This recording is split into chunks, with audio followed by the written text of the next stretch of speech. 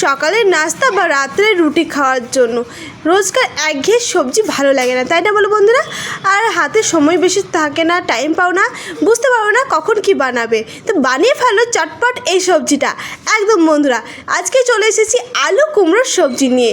এই আলু কুমড়োর সবজি কিন্তু খুব সহজেই আর ঝটপট বানানো যায়, আর খেতে হয় দুর্দান্ত।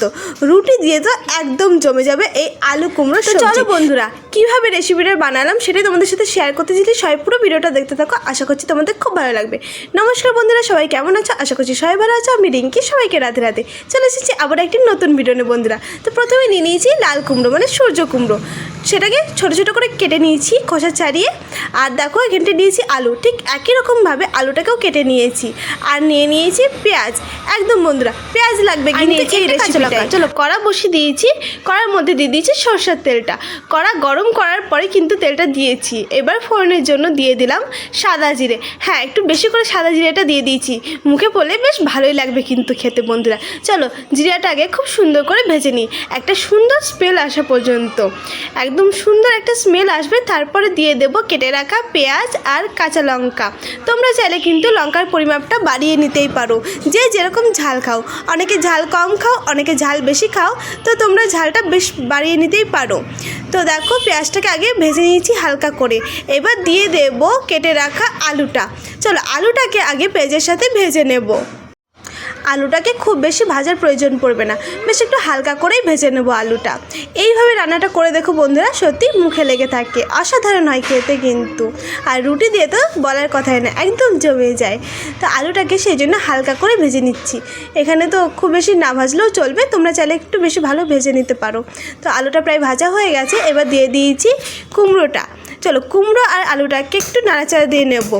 এই কুমড়োটাও কিন্তু খুব বেশি ভাজবো না, নইলে আবার বেশি গলে যাবে।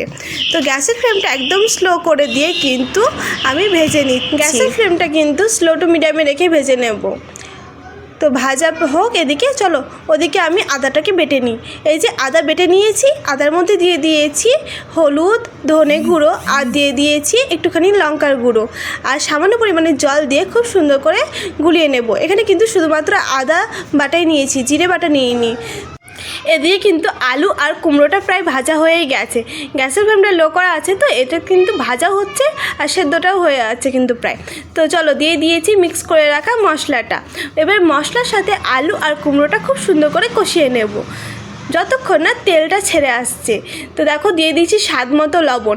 স্বাদ মতো লবণ দিয়ে আবারও নাড়াচাড়া করে নিচ্ছে খুব সুন্দর করে। ঠিক যতক্ষণ না তেল ছেড়ে আসবে ততক্ষণ কষিয়ে নিতে হবে। যতই মশলা দাও না কেন, না কষালে কিন্তু ভালো লাগবে না। মশলাটাকে যত ভালো কষাবে ঠিক ততটাই কিন্তু টেস্ট বাড়বে তোমার সবজিতে। তো চলো মশলাটা খুব সুন্দর করে কিন্তু কষানো হয়ে গেছে, আর একটু নাড়াচাড়া দিয়ে নিলে কিন্তু একদম কষানো হয়ে যাবে। তো কষানো হয়ে গেছে, এবার দিয়ে দিয়েছি জল।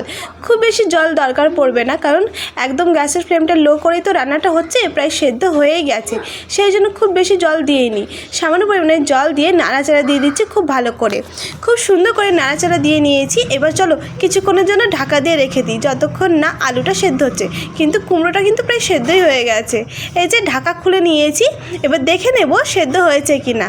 তো খুব সুন্দর কিন্তু সেদ্ধ হয়ে গেছে। তো এই যে যেই জলটা দেখতে পাচ্ছ, এই জলটা কিন্তু আমি শুকিয়ে নেব। এবার গ্যাসের ফ্লেমটা কিন্তু আমি মিডিয়ামে রেখে দিয়েছি, মিডিয়ামে রেখেই রান্নাটা করছি। এবার একটু ঘেটে দিয়েছি, তোমরা চাইলে কিন্তু আরও ঘেটে দিতে পারো। আমি বেশি ঘাটবো না আজকে, একটু যেন গোটা গোটা থাকে কুমড়োগুলো, সেই জন্য আর বেশি ভালো করে নাড়াচাড়া দিচ্ছি না, হালকা হাতে নাড়া দিয়ে নিচ্ছি। তো একদম কিন্তু কমপ্লিট হয়ে গেছে এখানে রান্নাটা। চলো গ্যাসের ফ্লেমটা দেখো এবার নামিয়ে নিয়েছি। কতটা লোভনীয় লাগছে দেখতে বন্ধুরা।